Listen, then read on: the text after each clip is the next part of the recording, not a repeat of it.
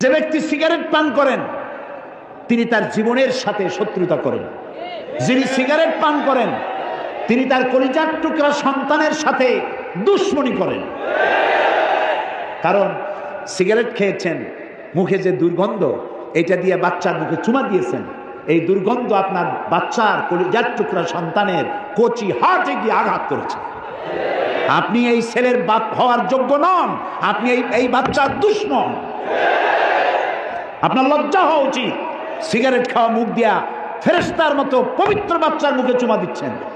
কত সময় ঘন্টার পর ঘন্টা চলে যায়, সিগারেটে টান দিয়া সুখ টান মারিয়া ফু উপর দিকে দিয়ে তাকায়, দেখে ফু গেল কদ্দূর। জেনা, ব্যভিচার, মদ, জুয়া, আনন্দ, মেলা, এই কত কিছুর মধ্যে ডুবে আছে। মাত্র 1.5 ঘন্টা লাগে, 24 ঘন্টার মধ্যে 1.5 ঘন্টা লাগে 5 ওয়াক্ত নামাজ পড়ার জন্য। মসজিদে আজান দেয় হাইয়া আলাস সালাহ, মুয়াজ্জিন কি কয়? মুয়াজ্জিন বলে হাইয়া আলাস সালাহ, এসো নামাজের দিকে।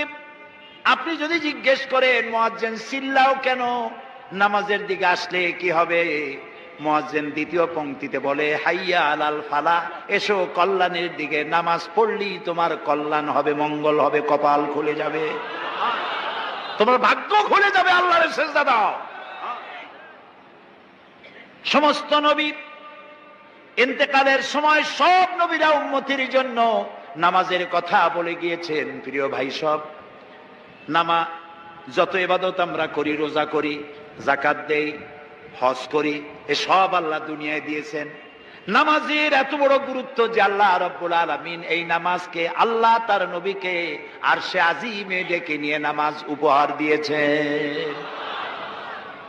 গুরুত্ব কি কম না বেশি? কয় ওয়াক্ত দিছিলেন আল্লাহ? মনে আছে? 50 ওয়াক্ত। মুসা আলাইহিস সালামের সাথে দেখা হলো, তিনি জিজ্ঞেস করলেন, ইয়া রাসূলুল্লাহ, আল্লাহ আপনারে কি দিল উপহার? তিনি বললেন, আমারে আল্লাহ 50 ওয়াক্ত নামাজ দিছে। রাসূলুল্লাহ হযরত মুসা আলাইহিস সালাম বললেন, আপনার উম্মতে 50 ওয়াক্ত নামাজ পড়তে পারবে না, খুব কষ্ট হবে, আপনি আল্লাহরে কোন যেন কমায় দেয়। তিনি গেলেন, আল্লাহ তাআলা 10 ওয়াক্ত কমায় দিলেন। আবার আসলেন, আবার মুসা আলাইহিস সালাম একই কথা বললেন, আবার গেলেন, কমাইতে কমাইতে 5। মুসা আলাইহিস সালাম বললেন, এই 5 ওয়াক্ত হয়তো পারবেন, আপনি আরো কমান। রাসূলুল্লাহ বললেন মুসা আলাইহিস সালামকে যে আমার পক্ষে আর সম্ভব না, আল্লাহ আমারে দিতে চায় আর আপনি খালি কোন কমান। আমার এখন শরম করে আল্লাহর কাছে, আমি কেমনে কই যে আরো কমান। রাসূলুল্লাহর এই মনোভাব আল্লাহ বুঝতে পারলেন। আল্লাহ রাব্বুল আলামিন বলেন, আমার নবী, আমি তো 50 ওয়াক্তই দিয়েছিলাম, আপনার কনসেশনের দাবিতে আমি কমাতে কমাতে 5 ওয়াক্তই দিয়ে দিলাম, কিন্তু আমি তো বলেছি 50 ওয়াক্তের কথা। আমার যে মুমিন বান্দা 5 ওয়াক্ত নামাজ সঠিকভাবে আদায় করবে, আমি রব্বুল আলামিন 50 ওয়াক্তের সওয়াব দিয়ে দেব।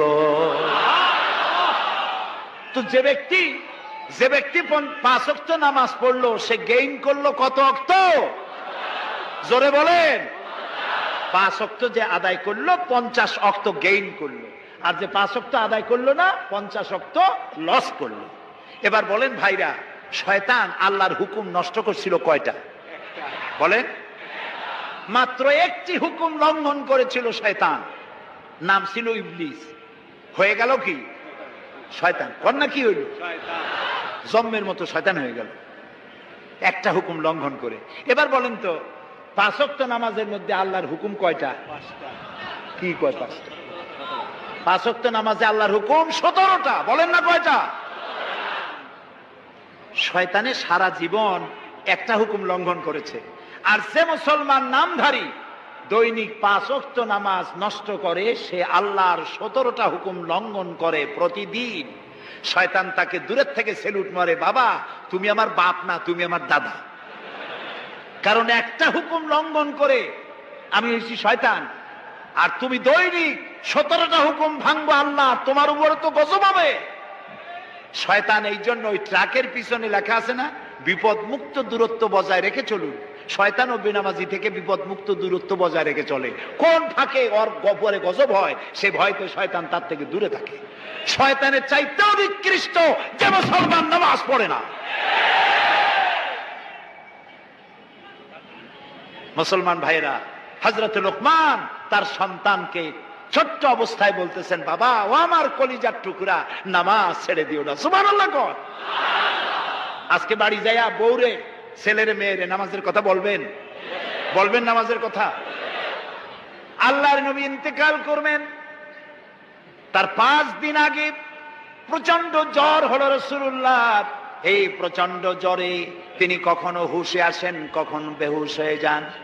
যেদিন ইন্তেকাল করবেন সেদিন তিনি মসজিদে নববীতে প্রবেশ করলেন, মেম্বরের উপরে দাঁড়িয়ে বললেন, আল্লাহ রাব্বুল আলামিন এই পৃথিবীতে তার এক বান্দাকে জাগতিক সব সম্পদ দিতে চেয়েছিলেন, কিন্তু তিনি সমস্ত সম্পদকে উপেক্ষা করে আল্লাহর সঙ্গে দিদার করা পছন্দ করেছেন।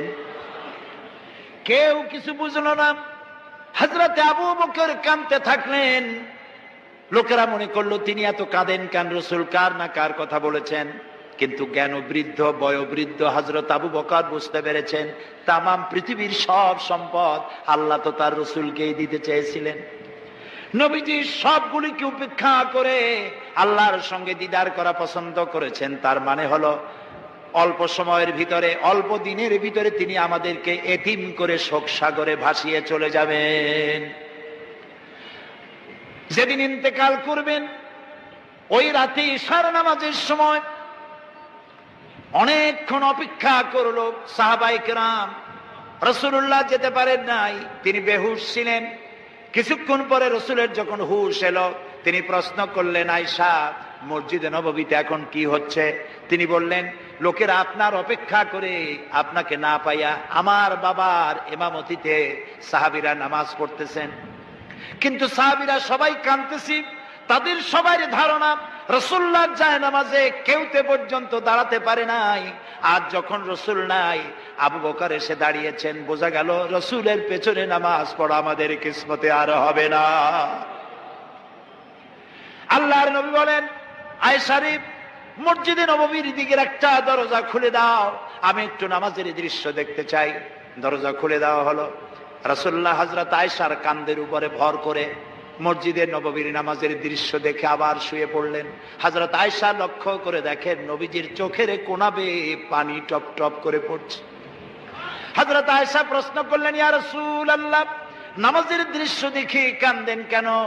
নবীজি বললেন, আয়েশা জানো না, এটা কোনো দুঃখের কান্না নয়, এটা আমার তৃপ্তির পানি, আমার সুখের কান্না।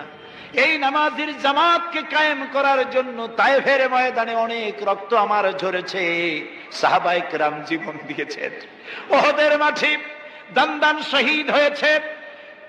সেই কষ্টের পর যে জামাত আমি দেখতে পেলাম, আমার ভবিষ্যতের চিত্র চোখের সামনে ভেসে উঠলো। আমার মনে হলো কিয়ামত পর্যন্ত আমার উম্মতের এভাবে নামাজ আদায় করবে।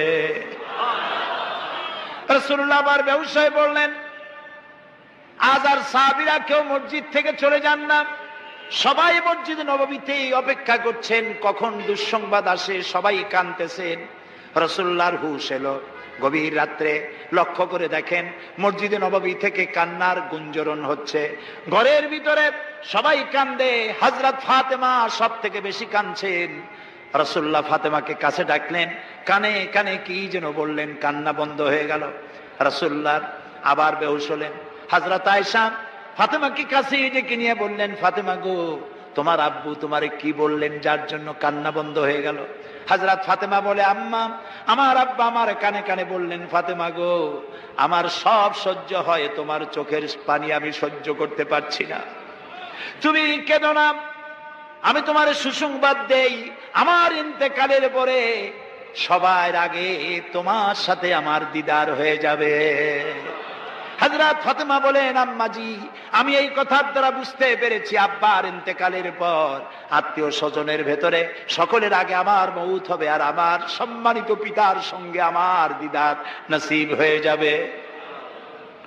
হযরে রক্ত হলো, নবীজির হুশ এলো। তাকিয়ে দেখেন হযরতে জিবরাইল দাঁড়ানো।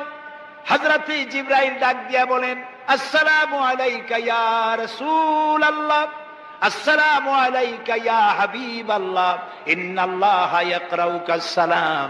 হে আল্লাহর রাসূল, আল্লাহ আপনাকে সালাম বলেছেন, আর আল্লাহ জানতে চেয়েছেন আপনি কেমন আছেন, যদিও তিনি সবই জানেন।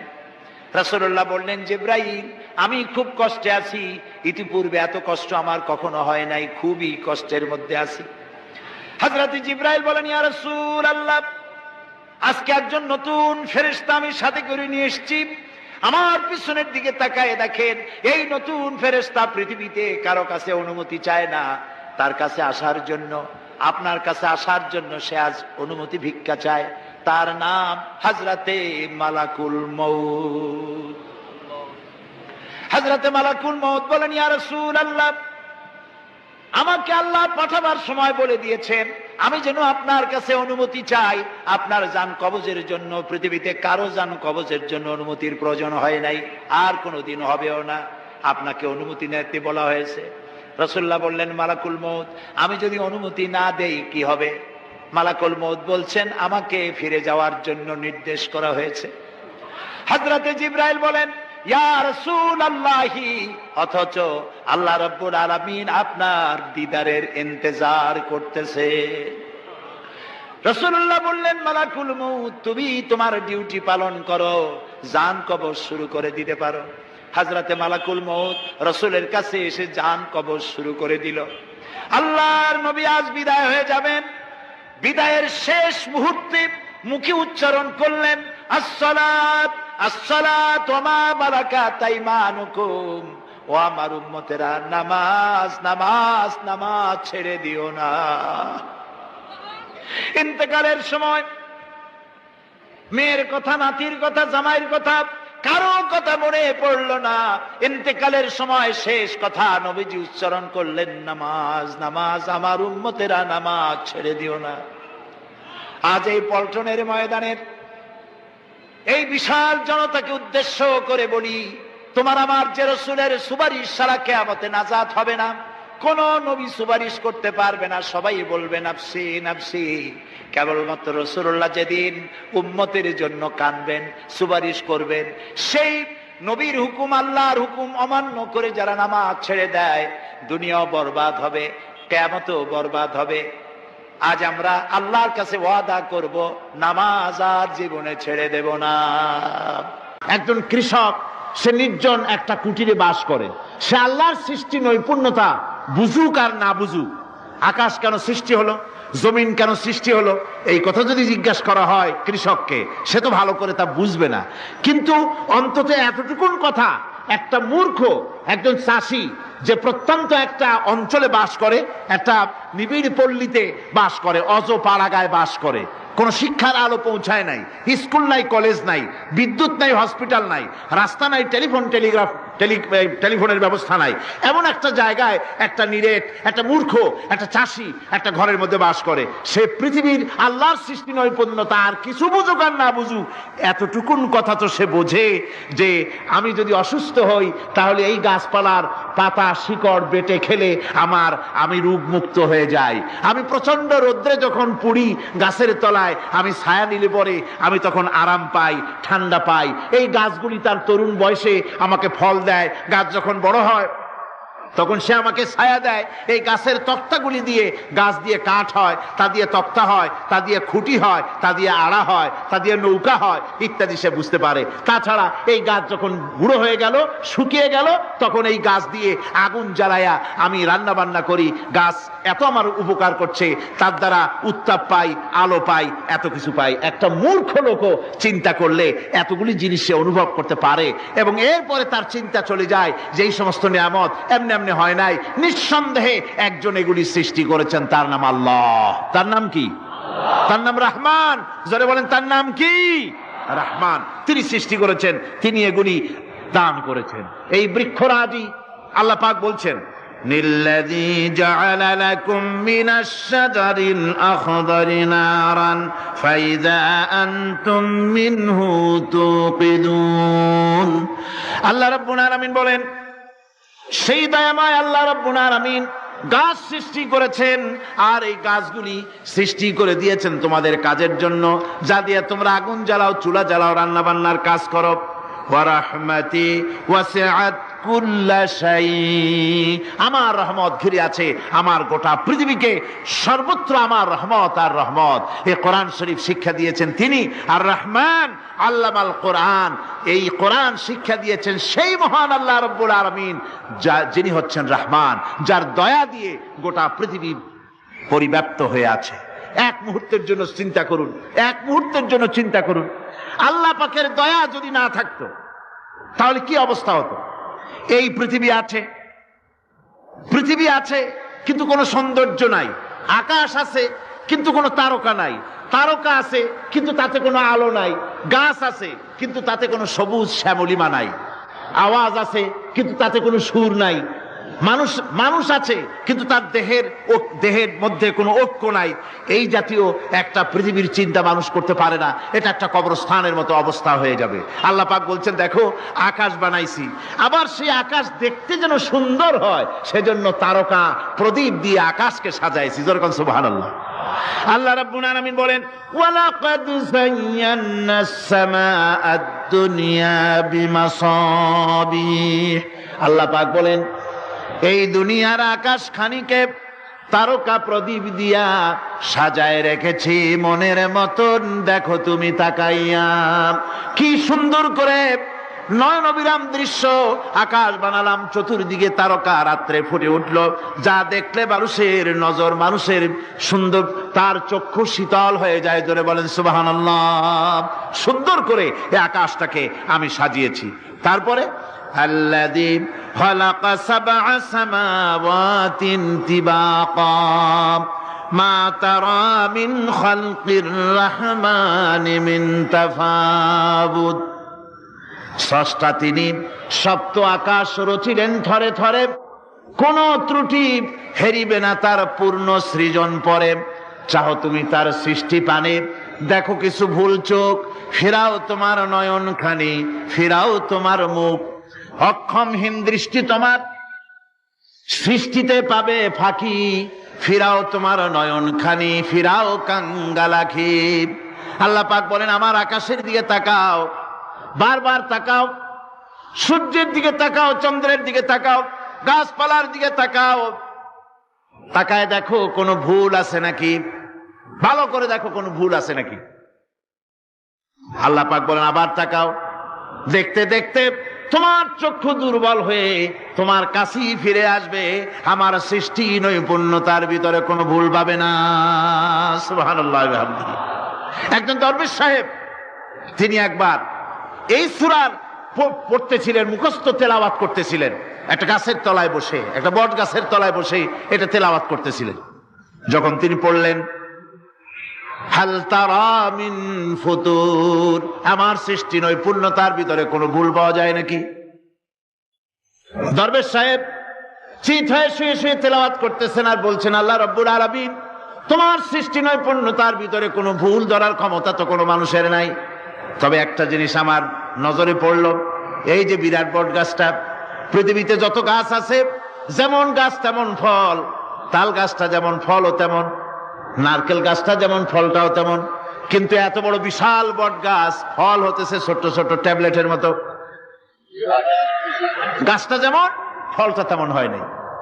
আল্লাহ এটা ভুল না, তুমি বলেছো যে দেখো কোনো ভুল টুল আছে নাকি, তুমি ভুল তো না, আমার চোখে এটা লাগলো, যেমন গাছ তেমন ফল হয় না। দরবেশ সাহেব শীত হয়ে শুয়ে শুয়ে তেলাওয়াত করছেন, মনের মধ্যে এই চিন্তা আসলো, গাছটা যেমন তেমন ফলটা হলো না। দরবেশ সাহেব বলেন, এই চিন্তা করতেছি, হঠাৎ করে একটা দমকা হওয়া বয়ে গেল, ডালে ডালে বাড়ি লেগে গেল, একটা আদা পাকা বটের ফল অনেক উপর থেকে বৃন্তচ্যুত হয়ে চট করে এসে আমার নাকের উপরে ফট করে পড়লো। নাকের উপরে এমন ভাবে পড়ছে, নাকটা জ্বলে উঠছে। আমি সেজদায় পড়ে গেলাম। দরবেশ সাহেব বলেন, আমি সেজদায় পড়ে গেলাম, চোখের পানি ফেলে আল্লাহর দরবারে মাপ চাইলাম, বললাম, রব্বুল আলামিন, তোমার কোন জিনিসের ভিতরে কোনো খুঁত নাই, নিখুঁত জিনিস তুমি বানাইছো, কোনো ভুল নাই। আমি চিন্তা করেছিলাম নারকেল গাছ যেমন তার ফলও তেমন, তাল গাছ যেমন তার ফলও তেমন, বট গাছটা যেমন তেমন ফল, আমার আন্দাজ মতো, আমার চিন্তা মতো যত বড় বট গাছ অত বড় ফলটা যদি হতো, বটের ফলটা যে পজিশন নিয়ে আমার নাকে পড়েছিল, গাছ যেমন ফল তেমন হলো, নাকও যেত, আমার মাথাও যেত। আল্লাহ রাব্বুল আলামিন বলেন, দেখো বান্দা, আমার সৃষ্টি নৈপুণ্যতার মধ্যে কোনো ভুল পাবে না। সুবহানাল্লাহ ওয়া বিহামদিহি, কোনো ভুল নাই, কোনো ভুল পাবে না। আল্লাহ সুবহানাহু ওয়া তাআলা সুন্দর করে বানিয়েছেন, যা দেখবেন শুধু সুন্দর আর সুন্দর। সুবহানাল্লাহ বলেন, শুধুই সুন্দর। ফুলের সৌন্দর্য দেখেন, গাছের সৌন্দর্য দেখেন, জমিনের সৌন্দর্য দেখেন, পাখির সৌন্দর্য দেখেন। আল্লাহ পাক যা বানালেন সবগুলিকে আল্লাহ পাক সুন্দর করে করে সৃষ্টি করেছেন, সব গুছিয়ে গুছিয়ে সুন্দর করে করে বানিয়েছেন, অসুন্দর করে কিছু বানান নাই। ফুল দেখতে কত সুন্দর, ফুলের থেকে ফল হয়, সে ফল হওয়ার জন্য ফুলের পুংকেশর আর স্ত্রী কেশরের মিলন ঘটতে হয়। তো ফুল তো আর চলতে পারে না, এই মিলনটা কেমনে হবে? এই জন্য আল্লাহ পাকের রুচি দেখেন, আল্লাহ পাকের রহমত দেখেন, আল্লাহর কুদরত চিন্তা করুন। সুবহানাল্লাহ ওয়া বিহামদিহি। ফুল সুন্দর জিনিস, ফুলের চাইতে আর কিছু সুন্দর আছে নাকি? এত সুন্দর ফুল, এই পুংকেশর এবং স্ত্রী কেশরের বিনিময়টা কে করবে? এইটা করার জন্য আল্লাহ পাক এই দায়িত্ব তেলাপোকাকে দেন নাই, দিছেন নাকি? আরশোলাকে দিছেন, ছার পোকাকে দিছেন, উই পোকাকে দিছেন, তাতে ফুলের ইজ্জত নষ্ট হবে। ফুল যেমন সুন্দর, আল্লাহ রুচি, আল্লাহ রাব্বুল আলামিনের সৌন্দর্য বোধ কত বিরাট, কত মহান আল্লাহ পাক। ফুল যেমন সুন্দর, ওই সুন্দর ফুলের উপরে তেলাপোকা পড়লে ফুলের সৌন্দর্য নষ্ট হবে। এজন্য আল্লাহ পাক ফুল যেমন সুন্দর, ওই পুংকেশর আর স্ত্রী কেশরের মিলন ঘটাবার জন্য রব্বুল আলামিন সুন্দর প্রজাপতির ব্যবস্থা করেছেন। ফুল যেমন সুন্দর, প্রজাপতিও সুন্দর। প্রজাপতির ডানায় কোন শিল্পী কোন তুলি দিয়ে এত রং লাগালো? সুবহানাল্লাহ ওয়া বিহামদিহি, সুবহানাল্লাহ ওয়া বিহামদিহি। আল্লাহ পাক বলছেন, এমনি সুন্দর করে বানালাম, মানুষ বানাইছি, সে মানুষের সৌন্দর্য দেখো। দুইটা চোখ দিলাম দেখার জন্য। চোখ কি জন্য? এখন এই চোখ দুটা যদি কুমিরের মতো আল্লাহ গোল বানাই দিতেন, চোখ গোল এইরকম কুমিরের মতো দেখতে বিশ্রী হতো। চোখ দুটোকে আল্লাহ টানা টানা করেছেন, চোখের উপরে ভুরু লাগিয়েছেন, তাতে আবার পশম দিয়েছেন, চোখে পিসি দিয়েছেন, চোখের ভিতরে মণিটা কালো করেছেন, তার চতুর্দিকে সাদা অংশকে নীলাভ করেছেন যাতে কালোটা আরো ফুটে ওঠে। সুবহানাল্লাহ ওয়া বিহামদিহি। কত সৌন্দর্য আল্লাহ রাব্বুল আলামিন মানুষকে দিয়েছেন। আল্লাহর রহমতের ওয়াজ সারা বছর করলেও তো ফুরাবে না, এত রহমত, এত দয়া আল্লাহ সুবহানাহু ওয়া তাআলার। মানুষ আল্লাহ কি সুন্দর করে বানালেন। একবার একজন দরবেশ সাহেব রাস্তা দিয়ে যাচ্ছেন, প্রতিমধ্যে তিনি দেখতে পেলেন নদী থেকে এক কলসি পানি নিয়ে এক যুবতী সুন্দরী মেয়ে রাস্তা বেয়ে যেতেছে। দরবেশ সাহেব দাঁড়ায় গেলেন আর ওই যুবতীর দিকে এক নজরে তাকায় আছেন, চোখে পলক দেয় না। এরপরে যুবতী থমকে দাঁড়ায় গেল। আধা বুড়া মানুষ, দাড়ি অর্ধেক পাইকে গেছে, দেখতে তো দেখায় খুব বুজুর্গ মানুষ, কিন্তু রাস্তায় আমার একা পাইয়া এমনি করে তাকিয়ে আছে আর চোখ দিয়েও তো পানি পড়ে। ব্যাপারটা কি? দরবেশ কাঁদে কেন? প্রতিমধ্যে আমাকে একা পেয়ে দরবেশ কাঁদে কেন, তাকিয়ে আছে কেন? মহিলার চিন্তা জাগলো। শেখ সাদী রহমতুল্লাহ আলাইহি ঘটনা লিখেছেন, বাংলা কবিতার অনুবাদ করেছেন। একদা সুখদায়ক প্রমোদা বদন, দর্শন করি মম ঝরিল নয়ন। হেসে কহে সেরূপসী সবিস্ময় মন, কহ দেখি মহাশয় কহ কি কারণ।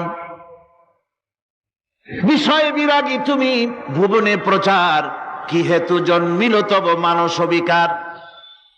যুবতী মেয়েটি বলছে, ওগো দরবেশ সাহেব, হুজুর সাহেব, আমি একটা যুবতী মেয়ে লোক, রাস্তায় আমাকে একা পেয়ে আপনি আমার দিকে তাকায় আছেন আর কাঁদতেছেন। এই বৃদ্ধ বয়সে ভীমরতি হলে কেন? আমাকে দেখে কাঁদেন কেন আর এক নজরে কেন তাকায়ছেন? কারণটা কি?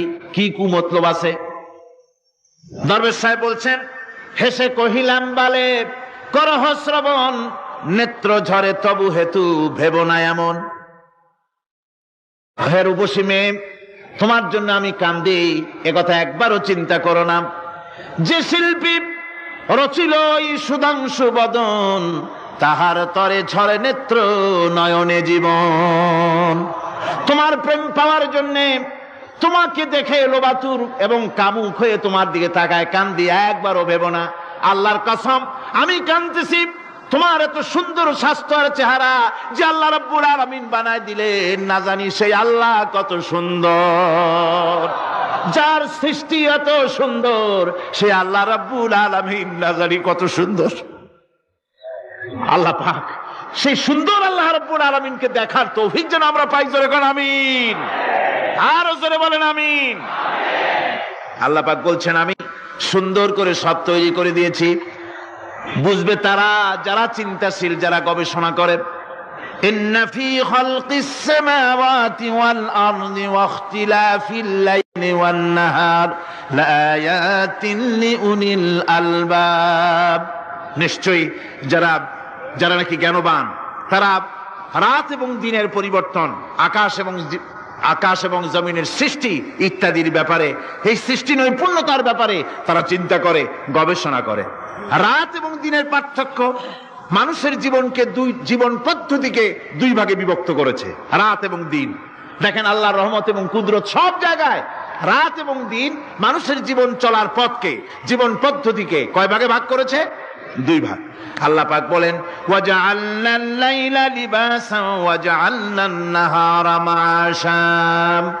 আমি রাতকে করেছি শান্তির বাহন, রাতকে করেছি আচ্ছাদন, শান্তির বাহন, আর দিনকে করেছি রোজগার করার জন্য। দিনের বেলায় রোজগার করবে, কামাই রুজি করবে, কল কারখানায় যাবে, খেতে খামারে যাবে, অফিস আদালতে যাবে, কাজ কাম করবে। এ কাজ করে করে শরীরের ভিতরে ক্লান্তি আসে, অবসাদ এসে যায়। আল্লাহ রাব্বুল আলামিন বলেন আমি আবার রাত বানালাম। ওই রাতের বেলায় মানুষ যখন ঘুমায় যায়, এই ঘুম তার সমস্ত অবসাদ আর ক্লান্তি দূর করে দিয়ে সকাল বেলায় আবার তাজা মানুষ করে সমস্ত একেবারে পরিপূর্ণ কর্মক্ষম একজন মানুষে তাকে পরিণত করে দেয়। রাতটাকে আচ্ছাদন করে দিয়েছি, দিনের কোলাহল মুক্ত রাত। সূর্যের আলোর ঝলকানি, তীব্র আলো নাই, চিৎকার নাই, আওয়াজ নাই।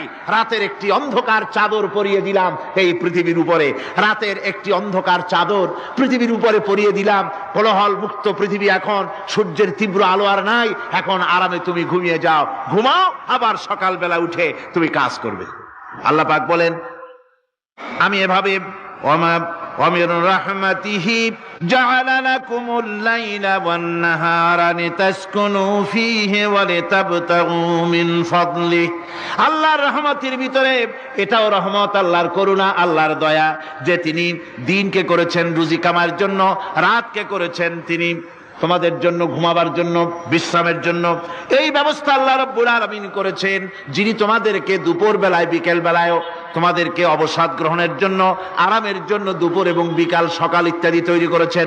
কোরআন শরীফের ভিতরে আল্লাহ পাক এ সমস্ত কথাগুলি ব্যাখ্যা সহকারে বলে দিচ্ছেন যে আমার রহমত ওয়াসিআত রাহমাতি কুল্লে, সেই সমস্ত জিনিসের চতুর্দিকে, তুমি যেখানে আছো তার চতুর্দিক, আকাশ এবং জমিন, আমার রহমত তোমাকে ঘিরে রেখেছে। এ কোরআন নাজিল করেছেন সেই আল্লাহ, সেই রহমান যার দয়া সর্বত্র ছড়িয়ে আছে। আল্লাহ পাক বলছেন এরপরে তোমাকে সৃষ্টি করলাম, জমিন সৃষ্টি করলাম খাবারের জন্য। আমার রহমতের বিষয়টা দেখো, আমি এমন দয়াবান, এমন মেহেরবান। এবার তোমার খাবারের জরুরত হলো তুমি কি খাবে, সেজন্য এই জমিনে ফসলের ব্যবস্থা আমি আল্লাহ করেছি। জোরে বলেন সুবহানাল্লাহ। জমিন শুকায় গেছে, বৈশাখ মাসের, জ্যৈষ্ঠ মাসের প্রচন্ড রৌদ্রের তাপে জমিন শুকায় গেছে। এই জমিনে তুমি ফসল ফলাবে কি করে যদি না পানি দিয়ে জমিনটারে ভিজায় দেই? আল্লাহ বলেন জমিন ভিজাবার দায়িত্ব আমি নিলাম। আল্লাহুল্লাযী আরসালার রিয়াহা ফাতুসিরু সাহাবা। সমুদ্রের পানি, লবণাক্ত পানিগুলি বাষ্পীয় আকারে উত্থিত হয়ে যায়, মেঘমালায় পরিণত হয়ে যায়। বাতাসকে বলি এই মেঘকে টেনে নিয়ে যাও অমুক জায়গার উপরে, মেঘ চলে এলো।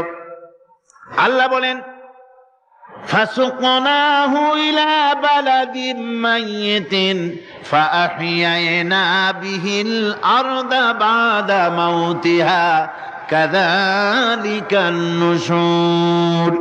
আল্লাহ পাক বলছেন বৃষ্টির পানি পড়লো, মরা জমিন জিন্দা হয়ে গেল। এই মরা জমিন জিন্দা হলো, এরপরে তুমি বীজ বপন করলে, ধান বপন করলে, গম বপন করলে, মাটির খাসলাত হলো সব পচায় দেওয়া। মাটির খাসলাত কি? কথা বুঝেন না? মাটির ধর্মটা কি? পচায় দেওয়া। যা রাখেন পচে যাবে, লোহা রাখেন জং ধরে যাবে, পাথর রাখেন আস্তে আস্তে, এ ধরনের যেসব জিনিস রাখেন আস্তে আস্তে করে ধ্বংস হয়ে যাবে, পচে যাবে। ওই মাটির ভিতরে ধান এবং গম, আপনার ফসল, আপনার খাদ্য, আপনার রিজেককে আমানত করে দিলেন। আল্লাহ পাক ওটাকে হেফাজত করলেন। এরপরে ওর ভিতর থেকে পাতা অঙ্কুরিত হয়ে বেরিয়ে এলো। এখন কেউ যদি বলে আল্লাহ যদি পানি না দেন, আল্লাহ যদি বৃষ্টিটা না দেন, তাহলে আমার অসুবিধাটা কি? আল্লাহ বলেন দেখো বৃষ্টিটা তো আমি দিলাম। বৃষ্টিটা কে দিলেন? আল্লাহ পাক বলেন আফারাআইতুমুল মাআল্লাযী তাশরাবুন আনতুম আনজালতুমুহু মিনাল মুজনি আম নাহনুল মুনজিলুন। তোমরা যে পানি পান করো, আকাশ থেকে এই পানিটা কে বর্ষণ করে? তুমি করো না আমি করি? কে করে জোরে কোন? আল্লাহ পাক বলছেন আমি পানি বর্ষণ করি। সেই পানিটা, এই যে বঙ্গোপসাগরের পানি, আপনাদের কর্ণফুলীর পানি, মিষ্টি না নোনা? কি পানি জোরে কোন? এই নোনা পানি আকাশে উঠলো। আল্লাহ পাক বলেন ইচ্ছে যদি করতাম লাউ নাশাউ জাআলনাহু জাজান ফালাউলা তাশকুরুন। পানি উঠালাম, নোনা পানি, ইচ্ছে করলে লবণাক্ত অবস্থায় অবতীর্ণ করে দিতে পারতাম, জমিনের ফসল সব নষ্ট হয়ে যেত। কিন্তু আমি নোনা পানি উঠায়া ওই পানিগুলিকে মিষ্টি করে আমি নাজিল করে জোরে কান সুবহানাল্লাহ, মিষ্টি পানি অবতীর্ণ করে দিলাম। এখন মানুষ বলে আল্লাহ পানি না দিলে কি হইতো? আমাদের খাল আছে, বিল আছে, সাগর আছে, নদী আছে, পুকুর আছে, হাওড় আছে, টিউবওয়েল আছে, ডিপ টিউবওয়েল আছে। আল্লাহ বৃষ্টি না দিলে তো কি হয়ে গেল আমাদের? আল্লাহ পাক জবাব দিয়েছেন কুল আরাআইতুম ইন আসবাহা মাউকুম গাওরান ফামান ইয়াতিকুম বিমাইন মাইন। বলো দেখি সবে শুকাইয়া যদি যায় এই জমিনের পানি, তাহলে হেথায় তটডির ধারা কে দিবে সবারে আনি?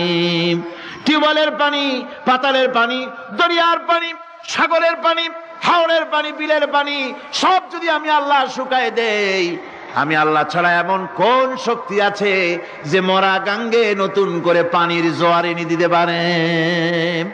আছে কেউ? কেউ নাই। আল্লাহ পাক বলেন দেখুন আমার রহমত, এভাবে করে আমি পানি দিলাম, বৃষ্টি দিলাম, এবার গাছ উঠলো, বীজ বপন করছিলাম, গাছ উঠলো। আনতুম আনশাতুম শাজারাতাহা আম নাহনুল মুনশিউন। মাটি থেকে এই গাছকে কে উদ্গত করে দিল?